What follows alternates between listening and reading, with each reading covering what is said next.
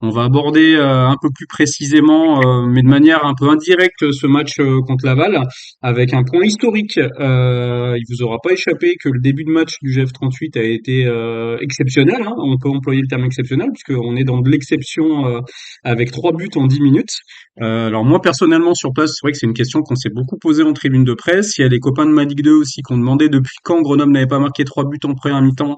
La réponse, bah, c'est pas si vieux, c'était Nancy l'année dernière au Stade des Alpes sur la victoire 4-1 avec 3 buts en deuxième période. Et l'autre question qui s'est posée, c'est 3 buts en 10 minutes, après les 10 premières minutes surtout, et pas en tranche de 10 minutes. Est-ce que c'est un record dans l'histoire du GF38? Donc je me suis posé la question et je me suis penché sur la question. Alors, on va pas faire durer le suspense, mais on va quand même parler un peu de d'autres matchs prolifiques où les attaquants se sont montrés précoces. Oui, c'est un record dans l'histoire du GF38. C'est une première en que les Grenoblois globalement réussissent à marquer 3 buts en aussi peu de temps après le coup d'envoi. Donc bah, bravo à eux pour avoir fait tomber le record. C'est pourtant déjà arrivé aux Grenoblois de se montrer précoce. Alors d'abord en Coupe de France, parce qu'il y a eu certains matchs, je ne sais pas si vous vous en rappelez tous ces dernières années, avec quelques beaux cartons, des victoires 15-0, des victoires Ouais, 12-0, où ouais. forcément on marque vite aussi, hein, c'est logique quand on marque beaucoup que des buts arrivent très vite. On va d'abord parler du match en octobre 2014 où les Grenoblois d'Olivier Sargaglia, qui quelques semaines après allaient éliminer l'Olympique de Marseille, hein, on était sur cette édition-là de Coupe de France, qui s'était imposé 11-0 contre Givors. Le match était à Sassenage, ça avait pas joué au Stade des Alpes. Je sais pas si Kev ou si Karel vous y étiez à cette époque-là. Karel peut-être 2014 un peu jeune pour aller voir le match le Non, premier tour de Coupe de moi, France. Hein. je peux t'assurer que j'y étais pas, moi, c'est sûr.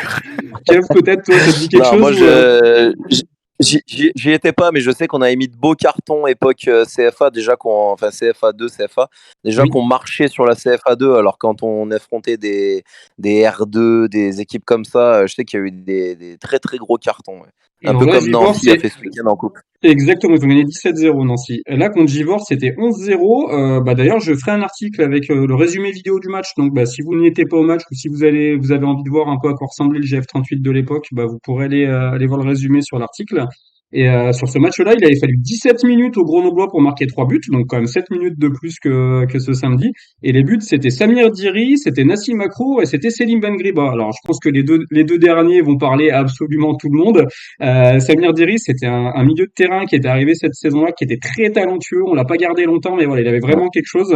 Il a pas réussi Bon à joueur. percer derrière parce que je pense que bah, pas forcément le mental, mais il était un peu blessé et l'accès au niveau, c'est aussi très compliqué. Voilà, c'est des efforts aussi qui sont un peu différents. Mais pour le coup, en termes de talent, c'est un des plus beaux joueurs qu'on ait eu sur cette période CFA2, CFA. On en a eu quelques-uns quand même, des joueurs de foot à ce moment-là, Il y a avec Yabé. Zoubi. Il y a AB, Zoubi, alors voilà, enfin, on fera pas la liste. Donc les Grenoblois ont marqué à la 14e, à la 15e et à la 17e minute, donc c'est 3 buts en 4 minutes. Mais par contre, c'était pas après le coup d'envoi, donc on n'est pas sur le record. Il y a eu un 15-0 aussi contre Grand Croix de Lorette le 30 octobre 2011. Bon, alors je ne demanderai pas à Karel du tout là, mais est-ce que Kevin, tu l'as vu celui-là? C'était au Stade des Alpes par contre. Hein. Non, c'est pareil. Tous les matchs de coupe, les cartons comme ça, je les ai pas vus, mais j'étais à chaque fois devant le téléphone à bien rigoler quand il y avait le score à chaque fois. Et il y avait déjà des Le il y CM, avait il déjà mettait des but. live Métrosport à l'époque, effectivement. Ah ouais, non mais le CM, il mettait but. T'avais même pas le temps de faire F5, que t'avais déjà un deuxième but qui s'affichait. C'était assez incroyable. Mais bon, après, c'est normal. Hein, voilà, quand t'affrontes des si petites équipes, entre guillemets, c'est normal que tu mettes des cartons si tu prends le match sérieusement, en tout cas. Alors le 15-0, bah finalement la mise en route avait été bon pas compliqué, c'est pas le terme, mais ça avait été un peu plus lent à vraiment enchaîner puisque bah tu en parlais il y a quelques minutes, Yaabe avait marqué après seulement 4 minutes de jeu. Par contre, non, il n'avait pas fallu attendre 8 minutes, enfin, il n'avait pas fallu attendre longtemps. Faisal Lebi avait marqué dès la huitième, ça c'était Grenoble en CFA2, hein, cette époque, j'ai pas reprécisé, c'était l'année après le dépôt de bilan, donc on repartait vraiment de tout en bas, enfin tout en bas au niveau national. Donc Faisal Lebi avait marqué à la huitième, par contre il avait fallu attendre la 26e minute minutes et Malek Chergui, qui était au GF38 déjà à l'époque, pour voir le troisième but alpin. Et par contre, après, effectivement, ça avait déroulé jusqu'au 15-0. Je crois d'ailleurs, enfin, c'est pas je crois, c'est que contre ces adversaires-là, notamment Grande Croix de Lorette, c'est des vrais liens qui sont tissés en fait avec les clubs. Et à plusieurs reprises, les joueurs de Grande Croix de Lorette sont venus voir des matchs au Stade des Alpes en plus derrière. Moi, j'adore ce genre de voilà de petites anecdotes où les mecs ils s'en prennent 15. Mais Grenoble les a respectés ce jour-là et au final, il y a eu du respect et un attachement et une création de liens qui a fait que c'est pas le seul club. Hein, je crois qu'il y a Lac Bleu aussi qui souvent vient voir des matchs de Coupe de France quand il y a le GF38 au Stade des Alpes. J'aime beaucoup voilà ce genre de petite histoire-là. Donc bah toujours pas de 3 buts en 10 minutes. Il y en a eu 2 en 8, c'était déjà pas mal. Et finalement, Et bah c'est Fred, pas. Ouais, oui Kev. il reste 3 joueurs encore de cette époque-là aujourd'hui, hein, dans l'effectif Ligue 2. CFA2, il reste effectivement Brice Maubleu, il reste Manu Pérez, et il reste Flo Michel. Et Flemish. Voilà. Sachant que je regarde que Malek Chergui aurait pu y être, hein, il a tout à fait un niveau. D'ailleurs, je sais pas ce qu'il devient Malek, faudra que je prenne quelques nouvelles à l'occasion, mais il a un niveau Ligue 2. Que Zoubir, qui était là à l'époque, il joue pas la Ligue des Champions, il a joué les qualifs de Ligue des Champions, mais il joue la L'Europa Ligue League. Europa et il a marqué la semaine dernière. En plus, c'est incroyable, tu te dis que le mec, tu Pas le mal. voyais en CFA2 et il est toujours là.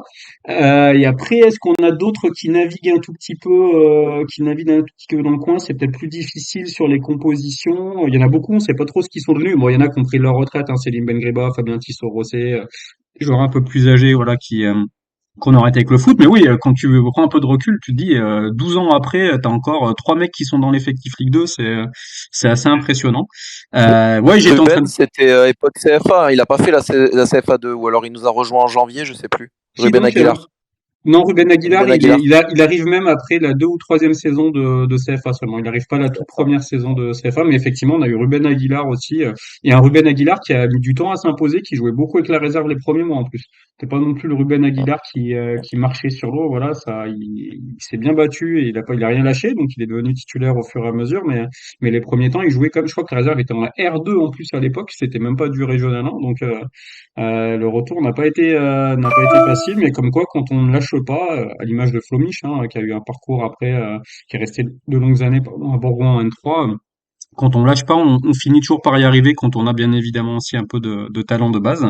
Et j'étais en train de vous dire, Joris qui nous dit j'ai croisé Malek à Grand Place il y a 2 semaines. Bah alors c'est pas bon signe pour sa carrière de footballeur malheureusement. Pourquoi pas le voir un peu peut-être comme Yuri Kravé finir dans un club local, hein, un petit FC Chirol ou autre. Je sais pas du tout. J'irai prendre des nouvelles de Malek très rapidement pour savoir un peu ce qu'il devient. Et oui, je vous disais que finalement, bah, c'est pas en Coupe de France que datait le précédent record de précocité.